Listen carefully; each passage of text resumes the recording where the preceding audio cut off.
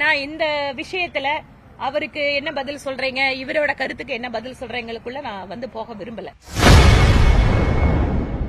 விஜய் மீது சீமான் வைத்துள்ள விமர்சனம் குறித்து செய்தியாளர் எழுப்பிய கேள்விக்கு பாஜக எம்எல்ஏ வானதி சீனிவாசன் பதிலளித்துள்ளார். பல்கலைக்கழகங்களாகட்டும், புதிய தேசிய கல்விக் கொள்கையாகட்டும், தமிழகத்திற்கு எது தேவைப்படுகிறதோ, தமிழகத்தினுடைய கல்வியாளர்கள் எதை விரும்புகிறார்களோ அவர்கள் சொல்கின்ற ஸ்டேக் ஹோல்டர்ஸ் எல்லாத்தோட சேர்ந்து இதற்கு தமிழக அரசு முடிவு காண வேண்டுமே தவிர அவசர கதியில் ஒரு மசோதாவை அறிமுகப்படுத்துவதும் அதற்கு பின்பாக கூட்டணி கட்சிகள் மற்றவர்கள் சொன்னதற்கு பின்பாக வாபஸ் வாங்குவதுமாக டிராமா அரசை நடத்த வேண்டாம் என கேட்டுக்கொள்கிறோம்.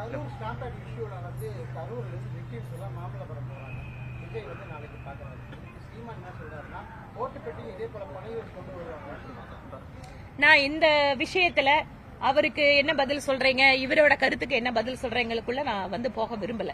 ஆனால் கரூர் துயர சம்பவத்திற்கு பின்பாக அந்த கட்சியினுடைய தலைவர் அவர் கரூருக்கு போயிருக்கலாமா வேண்டாமா, அது அவங்க கட்சி கிட்ட நீங்க கேட்க வேண்டிய கேள்வி.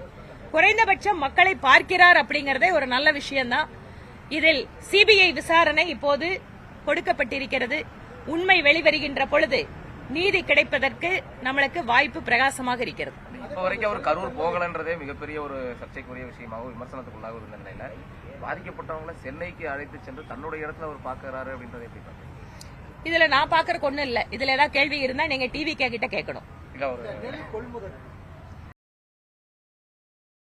செய்திகளை உள்ளது உள்ளபடி தெரிந்து கொள்ள ரெஃப்ளெக்ட் நியூஸை சப்ஸ்கிரைப் பண்ணுங்க.